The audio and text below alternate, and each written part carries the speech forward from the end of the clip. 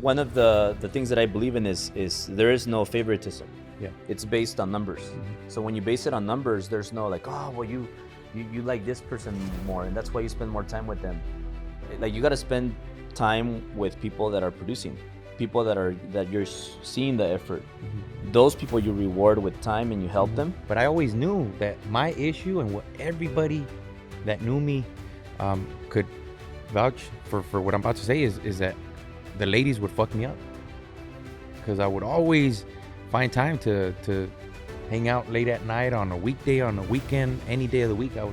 So I knew that was an issue that I needed to get rid of. When I first walked into the Driven event, I had about $100 and some to my name. Yet when I walked in, I could not look at someone that made me feel intimidated. I felt like it's a process. I will get there, and ain't nobody in this room better than me. I'm extremely confident in my abilities and my work ethic and what I know I can do. Yet, this is the number 2 thing we look for, is being coachable. I am also in a position where I know that there's people that know shit that I don't know. So I can't walk around with all this confidence thinking that I know it all. I don't know shit, for all I'm concerned. Remember that people are gonna start hating, and that's a good sign, because nobody hates broke people and nobody hates losers. So when you get haters, that's a good sign. It's a good measurement of how successful you are. Right. So always keep your head up. Always keep doing what you're doing.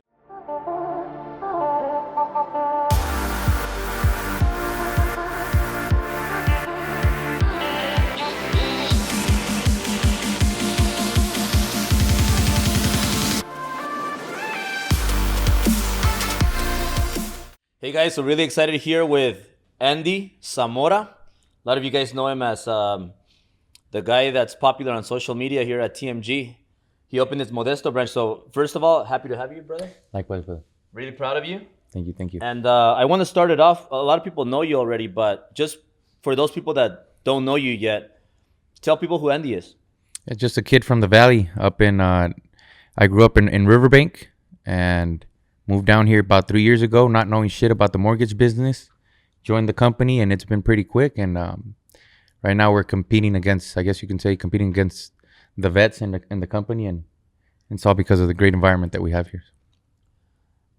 Going back, if you guys don't know who Andy is, watch the first episode. We did a first one over there at 10,000, and he explains more of where he came from, Modesto, and how it was always a dream for you to get your own office there, your own branch.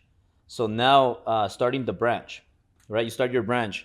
Has it been easy, or what's been the process when you started it?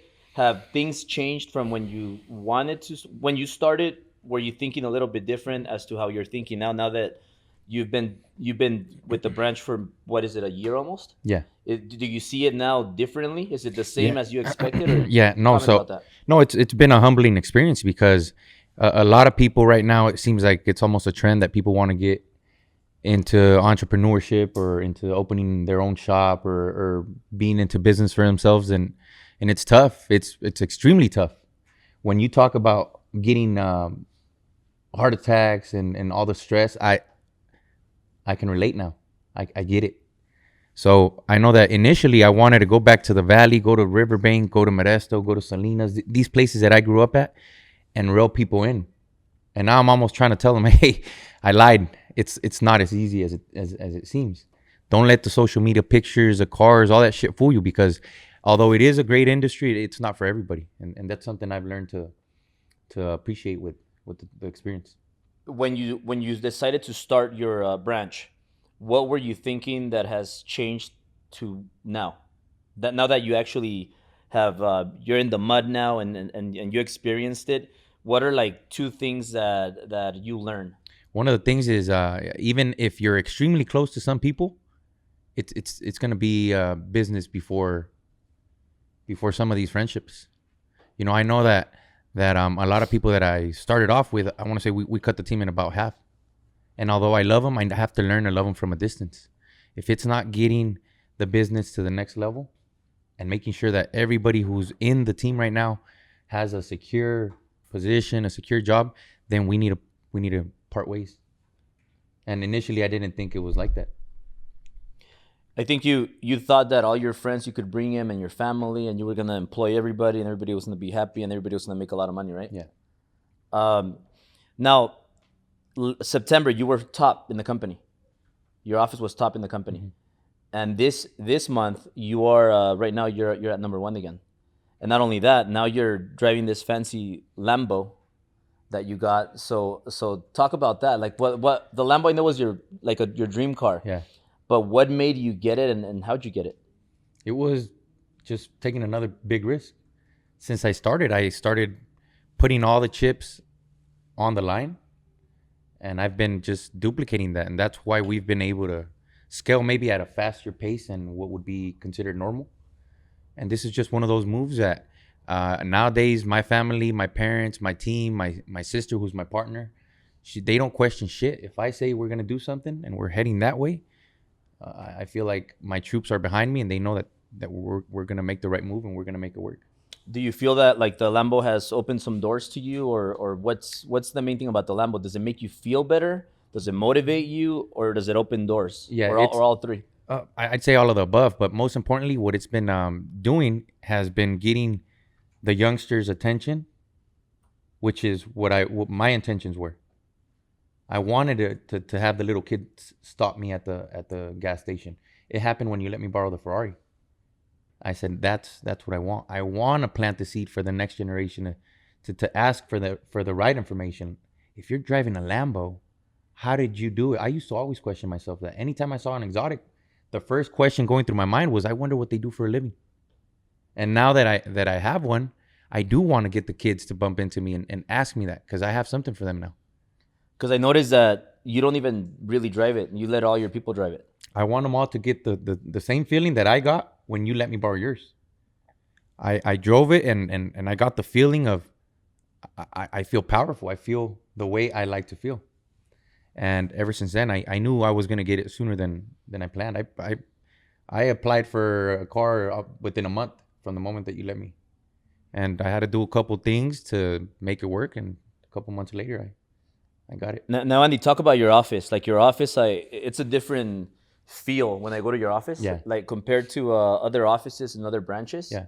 It's a different feel. Like everybody in Modesto, it seems like everybody is like everybody's really tight. Not that we're not tight in the other offices, but everybody Right. is like everybody's like brothers and sisters, and you guys are always walking in crowds. Like you don't Yeah. go to lunch by yourself. No. It's like all 20 of you guys Yeah. go together, and you guys are always in a crowd.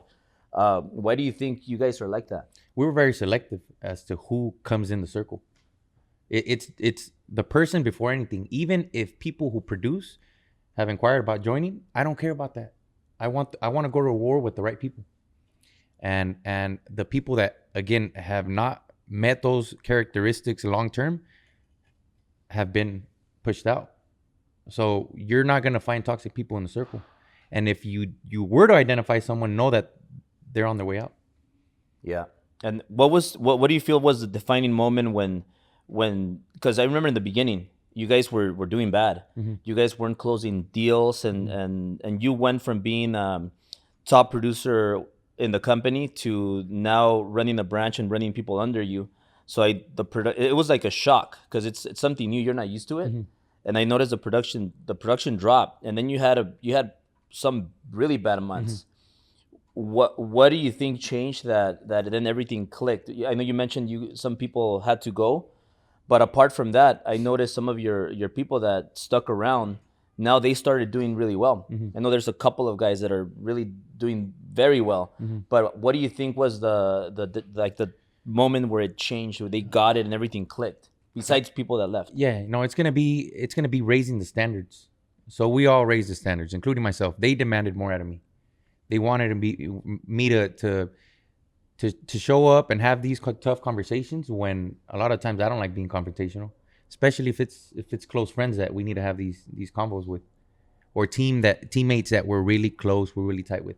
So they forced me to level up, and then next thing you know, everybody's leveling up, and anybody that wasn't leveling up was again slowly pushed out. So the standards just overall increased. But aside from that, I needed a little bit of experience. I knew coming in I wasn't gonna hit the ground running, but I knew I was gonna eventually get the hang of things. And I still feel I'm far from where we're going. I know every time I get a chance, I remind you, I tell you, boss, our standards are way higher than maybe what many might see from afar. But I know we're gonna get there, and I expect there to just be progress. If I see progress, I'm satisfied. I know that for the most part, the team is new. I'm new to it, but it's just been a process. Yeah, and right now, for example, the social media, I've seen the social media that you've been doing. You've been very consistent, and that reminds me of how I started. Like when I got the Ferrari, I was barely able to afford the Ferrari, but I got it. I got it pre-owned, and I remember that people used to make fun of me, and they used to say, "Oh, well, your car's pre-owned. You're leasing it. It's not yours. He could barely pay it, paycheck to paycheck. Blah blah blah. Want to be this person. Want to be that person." And I just kept doing it. And then year 2, they were like, "Oh, he's still leasing it. Oh, he's still there." Year 3, they were like, "Oh, he's still leasing it. He's want to be this." Then year 4, it starts to get old. So people look stupid when they keep on Saying the same talking shit and saying things about you. And then year 5, it's like, man, now we can't say anything. So one thing that you're doing very well that I want you to talk about is, and I told you this before. I said, remember that people are gonna start hating, and that's a good sign, because nobody hates broke people and nobody hates losers. So when you get haters, that's a good sign. It's a good measurement of how successful you are. Right. So always keep your head up. Always keep doing what you're doing with your social media, with your posts, with your leadership. But talk about social media. I know you've been listening to me. You've been doing it, but what keeps you so consistent? Because you're very consistent. Yeah. And I know that sometimes you might not feel Like 100%, but you still do it. Yeah. Like, what keeps you consistent with that? I know that I have a lot of eyeballs on me now. I've been when we get our statistics, we put a post, we scroll up, we see how many people are looking. I've seen that number continuously to go up. I see the number of direct messages to go up, and I feel like it's almost it helps me stay accountable on doing the things that I preach.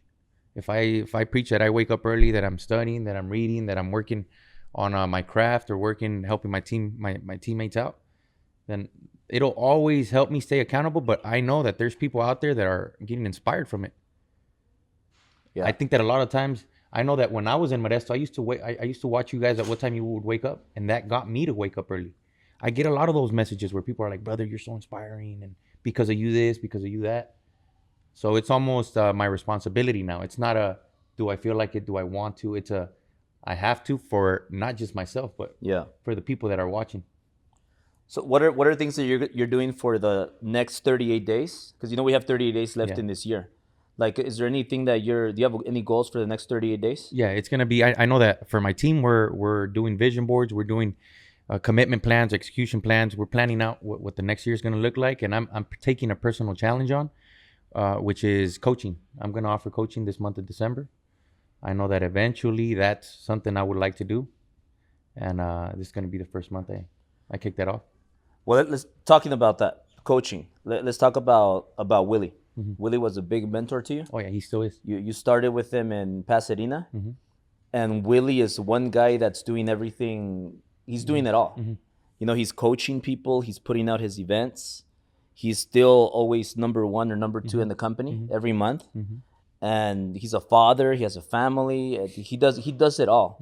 So one of the people that I would want you to learn from, and I mean, besides me, right. Willie just does everything. And there's people that are gonna be giving you advice about business, but yet they've never had a business. They don't run a business. They don't have a branch, and they're giving business advice. People that are gonna want to coach you on about real estate. They don't own any real estate. They never bought any real estate. So that's very important, to see people that are doing what you want. Like, they're living your dream life. They're driving the cars you want. They're living in the places that you want to live. And then Willie's one of those people, because I've seen so many people, they try to be a coach, they try to do an event, and then their production just dips. And he's one of the guys that's been doing it all. And it didn't start perfect. He'll tell you that. Yeah. But But talk about Willie a little bit. What has Willie meant to you, and what are kind of some takeaways you've Yeah, gotten from Willie? I can go the rest of the podcast talking about Willie. So he's been a father figure for me since I came down. I mean, where do I start? I know that even the way I would talk to clients sometimes was mimicking his style. I mean, just about everything that he did, I was best believe I was taking notes. From being a businessman, from being a loan officer, from being a branch manager, all the way to being a husband. That's one of my personal favorites because I've said it a couple times. Back where we're from in the valley, and my upbringing taught me to be a ladies' man. And not to brag, but I was pretty good at it, you know. And yeah, at the end of the day, that's not. Better than me. I think I think so. What do you guys think? Comment what you guys. If you guys agree with Andy, do you guys agree with Albert? Yeah, yeah. So at the end of the day, there was no respect there because I'm preaching to be this good dude, this good guy, this great uncle, this great cousin, and a great son, and all these great attributes that I'm working towards. Yet I was out here trying to have 2, 3 girls on the side. It just didn't align. So it wasn't until I saw him and obviously you, and I started being exposed to something a little different. That's when I started considering to kind of make everything align. If I'm gonna be a good dude, I need to be a good dude all around, and that was huge for me. And just, I mean, I could again, I can go on. Now speaking of that, you're very popular with the chicks. Mhm. And now I know you have a girlfriend, right? Yeah, it was about time. And because all over social media you're Yeah. always posting Yeah, no. pictures like Yeah. you're in love, and you guys are being very romantic. Mm-hmm. What was the what like told you, Andy, you have to get it. It's time for you to get that girl and that special girl. And then to add to it, how has that affected your work? Yeah, so I'm gonna backtrack a little bit. So when I was younger, I want to say 15, 16 years old, I was pretty good at soccer. I played in Mexico for a year, and I passed all the tryouts. I was in the second division, right under where you could get drafted. You could get picked up by the pro team. But I always knew that my issue, and what everybody that knew me could vouch for what I'm about to say, is that the ladies would fuck me up because I would always find time to hang out late at night on a weekday, on a weekend, any day of the week. So I knew that was an issue that I needed to to get rid of.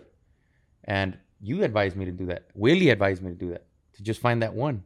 And I had been looking for the one, but it was just It's not easy. it's not easy. At Willie's event, I said, ladies, or not Willie's, Christine's event. It was a ladies' event. I'm like, ladies, if there's something I can kind of give you guys props for, is showing up. And if there's one request that I make from you, is that you raise your next generation right, because I just got into a relationship a few months ago, and I know what's out there. I was being a player for the past 15 years, and what's out there ain't all that great. It's a bunch of Cardi B's out there, and that ain't how you would want your daughter to grow up. But it starts with the ladies now, to clean it up and to raise these next girls right. So then again, I wanted the whole circle to be there, and it just felt right. Like I knew when I was settling, if I met someone else, I knew that it wasn't right. And to say the least, it just felt like she was a one. But what made you fall in love? Because you were like, Well, I wasn't in love right away. because you're always like, I've never seen you like, I've never seen myself like a girl comes into the picture, and then you're like a well-behaved Yeah. kid. Yeah. Like those like the puppies that are very crazy and barking and just then all of a very sudden, aggressive, and then all of a sudden they're like really calm, and they pay attention, and they like, I've never seen you like that with a woman. Well, you know what? It wasn't even that. But the truth is, I've always attempted to be well conducted. I like the respect. And when you see someone running around like a dog like that, there's no respect there. So that was a fake imagery of like what I was taught. Like, that's what's cool. If you get the ladies, you're the man. So then me wanting to be the man, that's what I was doing.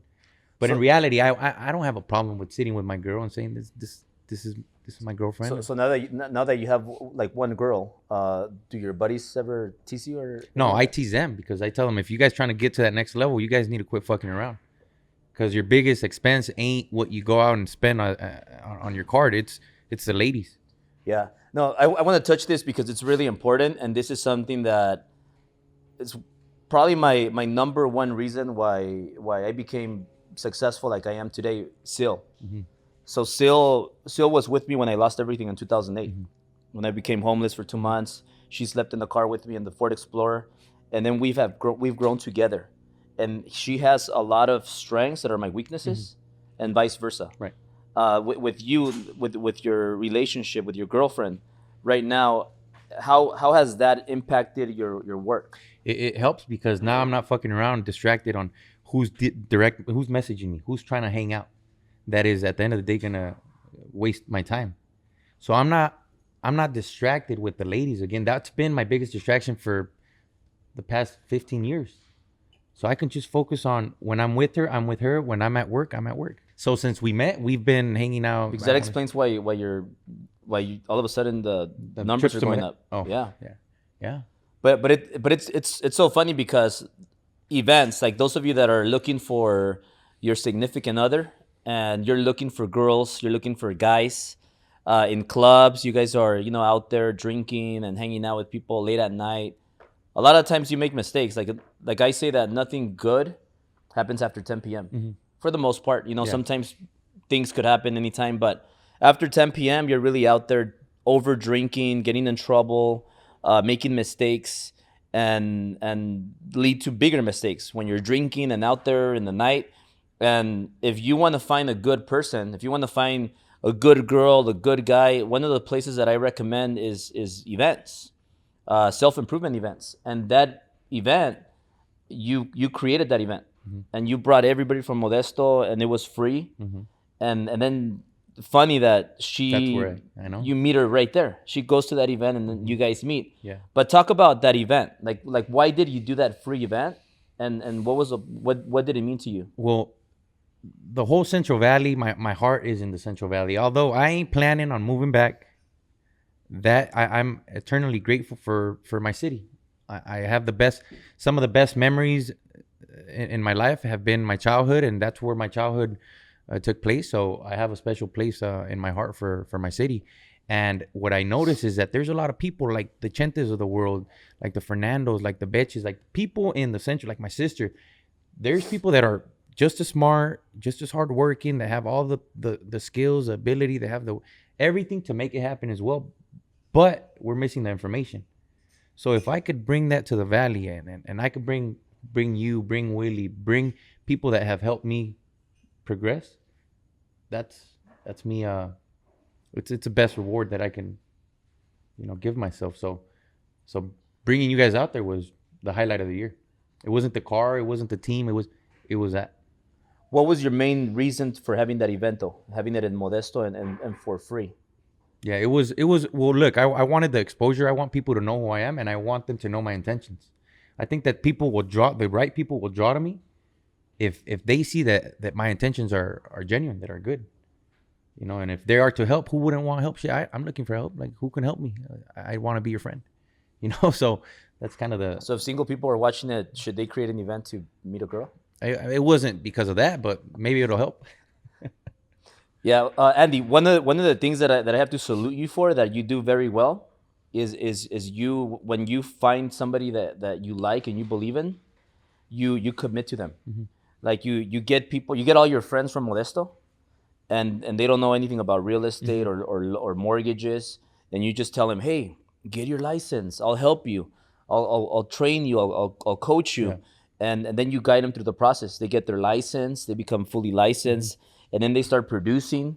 And meanwhile, while they're getting their license, you're like showing them, teaching them the ropes and helping them. And is there a bigger reason for that you just like to get the underdogs and show them your world and tell them, hey, your top people, like I could show you how to get a license, and I could show you how you could also make money, get your Lambo, and get your dream home.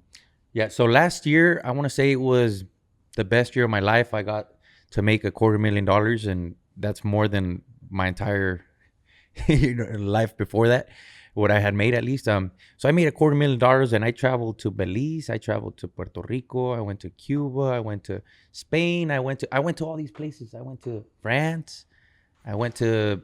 It was like, man, what else do I want? What else do I want to do? I was living at a very nice place. I was eating at good restaurants. And as I was getting to travel and experience all these cool things, I realized, man, where are all my people at? Like a lot of the times, it was me with spending it with people that, like, for example, if my girl's gonna have to forgive me for this one, but I would go off on trips with other girls, and a lot of the time I'm like, what the fuck am I doing this for? You know what I mean? And I thought to myself, man, if I could only help my people help themselves make it to these trips, not in a sense where I cut the check for them. It's different if I help them be in a position to do that for themselves, cut their own checks. So that became my mission. Now I can tell Chente, let's fucking bounce to where should we go? And for him to be in a position to be like, yeah, I think it's a good idea. I'm gonna bring my lady. Let's bring our lady. That's where it's at. So I got to experience really cool things last year, and now I just want to make it a mission to see how many people I can help to do the same for themselves. What's the biggest difference between being a solo producer, where you make $250,000 and you don't have many expenses, compared to now making more than that, but having a lot more expenses and being in charge of all your people over there in your office? Yeah, I think it'd be the like, imagine you getting MVP of the league, but yet your team lost the championship. I don't give a rat's ass about the MVP if we're champions as a whole. The circle winning, the team winning is what I'm after, and that experience of making sure that my people are winning with me. And I'm sure that's why you teach us everything and you don't hide shit from us, because you want us to have the same wins, to also live in Beverly Hills in a nice pad like this, to drive the exotics. Nothing different than what you're doing with us. Is the level of pressure, stress, and just what it takes out of you, is it a lot different? Oh yeah, fuck yeah. Because now I have to not only worry about all my shit, which I have everybody's got a lot of things going on, but if I have a team of 17, now I got to worry about another 17 people's bullshit that they're going through, and I'm not shying away from that role. I signed up for it, but now I understand why people would not want to do that. Why people shouldn't do that shit. Because now you ain't worried about your stuff. Now everybody's hurdles, struggles, issues, concerns are your concerns. They got to come through me. So I got to process all their shit. Anything that they're going through, I have to take it. I have to, okay, brother. All right, look, this is where we're at. Which is a good time to settle down. Because imagine if you had all those girls running around, and there's no time. People running around. I would not be able to do it. There's for sure I wouldn't be able to do it. Which explains why he dropped out of the Driven Challenge. Yeah, no. I honestly, Chente's got my back. We're still taking the trophy back to Modesto, so it's all good. Right, Bichote? So Andy, if people are wanting to experience this and they want to become the next Andy, the next Chente Beche, what are you looking for in people? Because there's a lot of people out there that they don't have a license yet, and they see you and they see your up and coming guys, and they're like, I want to be in that circle. I want to be under Willie, and I want to be in their office. Like, is there something specifically that you're looking so that you could help him get licensed and start producing like you are? Yeah. So I like confidence, because I know that when I first came here, when I first walked into the Driven event, I had about $100 and some to my name. Yet when I walked in, I could not look at someone that made me feel intimidated. I felt like it's a process. I will get there, and ain't nobody in this room better than me. I'm extremely confident in my abilities and my work ethic and what I know I can do. Yet, this is the number 2 thing we look for, is being coachable.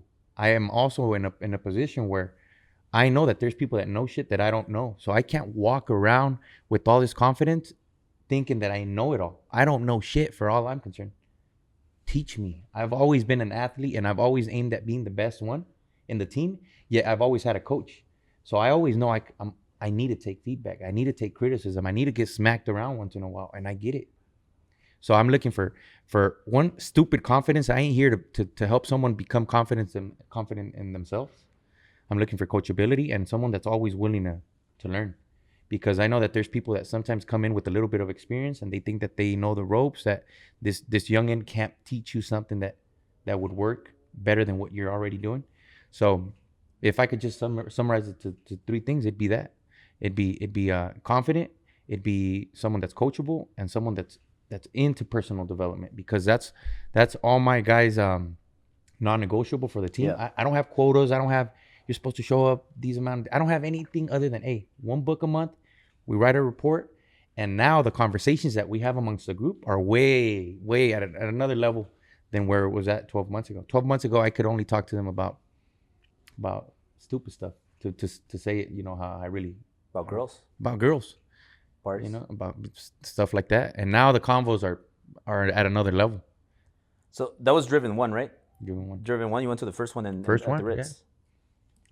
Yeah. And how important is, speak about self-improvement and investing in yourself. Like how important, I know it's important because you just said it, but how much time do you spend on self-improvement? How much money do you spend, more or less?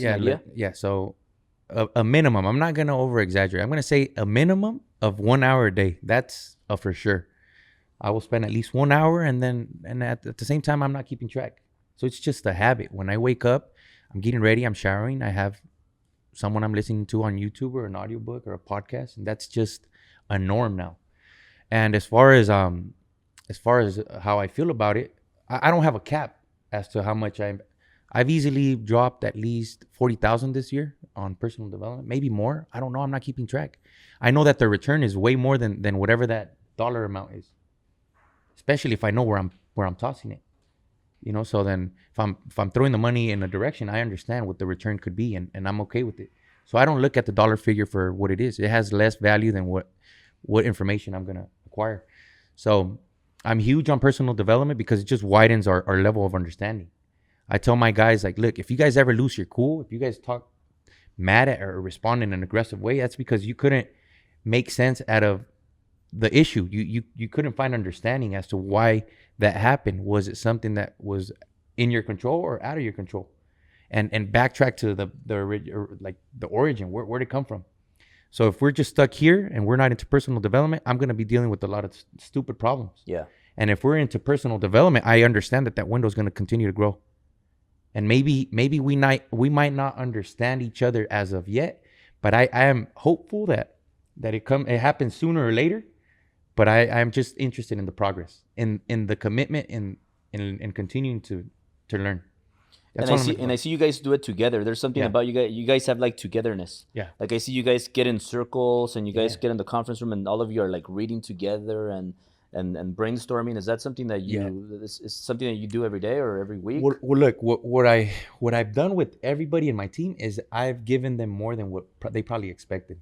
Like I lend a hand to I'm sure family members wouldn't lend a hand that way.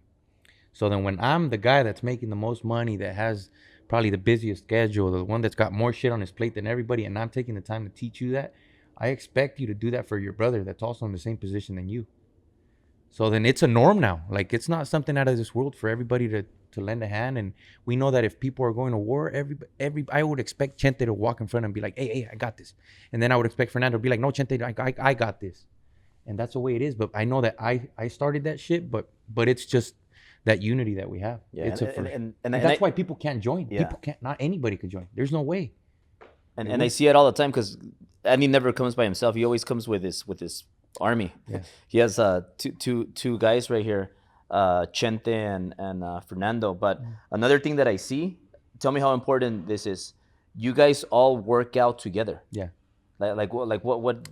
Why do you do that? Well, it made sense now that Andy Frisella said it at the podcast. It's almost like remind me how it went. But the point is that when you have that thing in common, physical work when all of you are physically working hard together. It's like a sports team. Like you're willing to go to war together. You're willing to go through the struggles and oh shit, we're going through a situation with the bank or it's closing late, and everybody's there to uplift each other.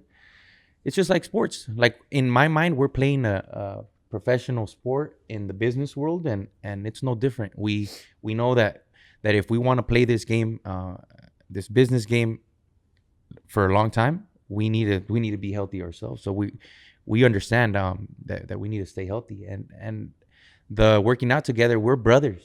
Who else would we want to work out with? You know, this is not fake media on what we post. We're brothers, and expect us to hang out all day, every day out of the week, and that's what it is. You know, we hold each other accountable. It's like a big family. Yeah. And I noticed also that you guys also like to celebrate together. Like you guys just do everything together, the celebrations and all that. Is that important to celebrate? Yeah. So see, look, you got me in trouble last time because I wasn't making it to Summit, and I get it because Chente didn't make it to one of my meetings, and I was on his ass. I'm like, I need you to be here. So when you told me, I said, Andy, okay, you're fucking up. You're right. Like, you're right. I get it. There's something when you're spending time with your people in person versus a Zoom, or the chemistry is different. The chemistry you build will be different. There might not be chemistry if you're not sharing any memories, if you're doing it through the Zoom or over the phone. So yeah, it's spending quality time. Like, there's times where we have meetings that maybe they're not the greatest meetings. I tell them, look, dude, my goal was just to get everybody together, to have you guys to interact, like, know who this guy is, know who that guy is, get to know about their family, get to know that they got a 1-year-old and her name is whatever it is, you know. So time in person is key. Yeah. So Andy, question: what are 2 things this year that you improved on versus last year? One was, because I see a different Andy. Do you? Yeah. Tell me what you see different. Well, you tell me what you like. Number one is how you talk a lot about how you were humbled by making a lot of money on your own to actually running a real business. And I see you, and that's number one. And also I see you that you're just like more calm, but I think also because you have your girl, and I think that has also affected in a way. Help. And yeah, I mean, affected in a good way, not affected in a bad way. Yeah. So it has actually helped you. So you kind of calm down, and also your intention to do more improvement, self-improvement. Like, you've been focused on those 3 things really well, but I think that's helped you. But I want to know from you, what do you feel that you've done differently where the last 2 months your office has been number one, you get your LAMBO, and I'm saying the LAMBO and Ferraris, and a lot of people are gonna probably complain and say or comment. We're gonna probably get a few hater comments. They're gonna be like, "Oh, it's not all about the LAMBO. Oh, it's not all about the Ferrari. It's not about money." And the truth is that money solves a lot of problems. Production. So that's an accomplishment. Like, if you had a dream one day to have your dream car, get it. And don't hate on people that do it, because they're chasing their dreams. They're going after their dreams. And that was a dream of mine, to get a Ferrari, and I got it. And to me, it's a fulfillment. I just feel like I did it. I told my dad, and I did it. But also, you moved into your new place in downtown LA. And it's a nice high rise. You have a nice view. So a lot of things have happened in the last year. In the last year, 6 months, and even the last 3 months, the biggest. So what are, you know more than me, but what are, like, is there one thing or is there 2 things that you've just really focused on that has helped you do all that? Well, look, nothing in particular is popping, but I'll share just what I'm thinking. So I know that I got really intentional about who do you want to be, and I knew that I'm not taking applications. I'm not. I hate to admit it, but I don't consider myself a loan officer. Like, a lot of times, you're not gonna come to me and I'm gonna be the one punching everything in. I realize I'm the head, but I have a team for all that. So I became intentional about that, and I knew I was gonna take blows. You had warned me. about personal production, and maybe my personal finances were going to take a hit until everything got up and running. But I got really clear as to like, who is Andy going to be? And then 2 was I learned a little bit more about the business side of things, where I needed to spend time with the people that were ready. Maybe the timing wasn't right with some of the people that I tried to bring on initially. And I was trying to invest time in everybody. And with time, I realized, like, man, I'm trying to rescue this person. I'm not supposed to be investing time in this guy. I know I need to be investing time in this person because they're showing me with results, with activity, with effort, that they're ready to take it to the next level. So that's 2 things that are popping in my mind. But Yeah, like one of the things that I believe in is there is no favoritism. yeah, It's based on numbers. Mm-hmm. So when you base it on numbers, there's no like, oh, well, you like this person more, and that's why you spend more time with them. Like, you got to spend time with people that are producing, people that you're seeing the effort. Mm-hmm. Those people you reward with time and you help them. But then the people that are not producing, and you tell them one time, then the second time, then the third time, and then you see these people are not listening. They're not being coachable, which is you touched it. Being coachable, wanting to learn. Like, if these people aren't listening, I remember we spoke before, and I said, you gotta eliminate some of these people because one bad apple is gonna poison your group, and you have a lot of good people, and you don't want to lose good people because of one bad apple. Yeah, we did that. We cut the team, I want to say, by half by now. Yeah, well, that's awesome, Andy. Anything you wanna share before we close this? Yeah, I wanna let everybody know that I don't know how it's gonna go down yet, but we are gonna have another event in February. It's gonna be the 20th. My sister told me, Andy, the venues are. I'm like, look, sis, I don't need to know what the issues are. I need you to find me a way to make it happen. So on the 20th, we're hoping to see you out there. I know Modesto's gonna be really happy to see you. I know I'll convince Willie to go out there, and I know Billy, a couple people up north are already giving me their verbal agreement that they'll show up and with good intentions, just to kick off the 2021 year with the bang. So yeah, keep an eye on that. Awesome, Andy. And for those of you that want to know a little bit more about Andy, like where he came from, how he got started in the mortgage industry, there's a part 1. So go back, watch part 1, and just compare it to this one, and just compare to all the big change, like the big you've made a lot of moves quick. I'll tell you what the single most important thing that I think has got the progress or things rolling these past few months, my sister's learning the business.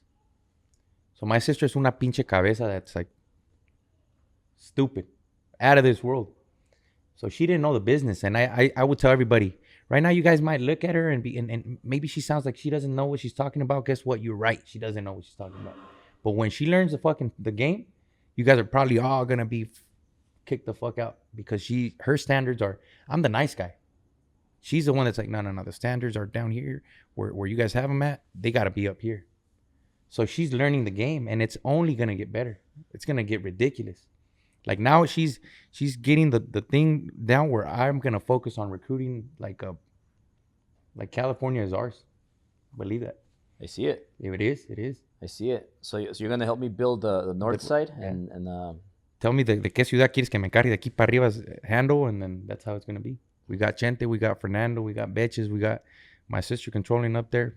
That's all we need. Yeah, all I have to say is, if you guys want to take, I mean, if you guys can't beat him, join him. So so join us, right? Join us if you're in the mortgage industry. We really have no competition. We are blowing up.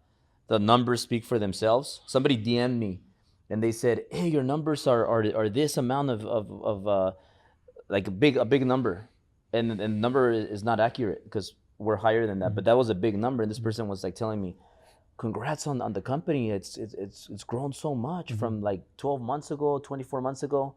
And the numbers were a little bit less than what they really are, but it was still a huge number. So people are, I mean, the numbers are out there. You guys have access to that. We have a lot of special things in the company. Before we close it, what are a few things that you like about the company? It's competitive. Like the softies, the people that are just interested, because I tell my guys, there's interested people, and then there's committed people. The committed, it's just one standard. Committed motherfuckers are in all the way, And then there's interested people that maybe the level of interest is higher than others, but these people don't make it. They get pressured by the real competitors.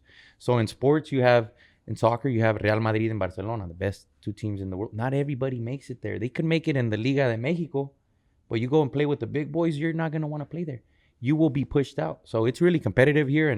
And being as competitive as I am, I'm always making it clear that, hey, look, we're aiming at being the best team and us being the top dogs. And it's just my nature as much as we are of a family, we really are the entire company. It's all love when we see each other, but you can't deny the fact that everybody should be aiming to be the top guys. And we have most of the guys here in the company that want to be the top guys. And that's what makes it great. Yeah. And I think when you hang out with winners, you become a winner. And everybody that joins, they go from 1, 2, 3 loans a month to 10 plus to 20 plus. And then it just makes everybody better. And everybody's just always like on attack. But yeah, guys, if you are interested, if you're from the Modesto area or the LA area or anywhere in California, reach out to us. Contact Andy. I'm going to put his information below for people that are watching this. Andy, where can people follow you? Yeah, Andy's _home loans. Yeah, I try to keep it the same for Facebook. I don't hop as much on Twitter and TikTok.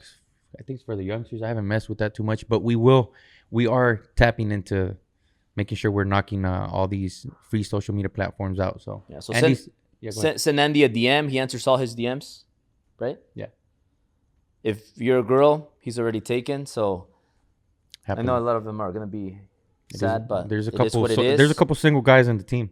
Yeah, good looking too. Now Andy's crushing it with his Modesto branch, and thank you, Andy. Appreciate it. Thank you, boss. Always Keep killing it.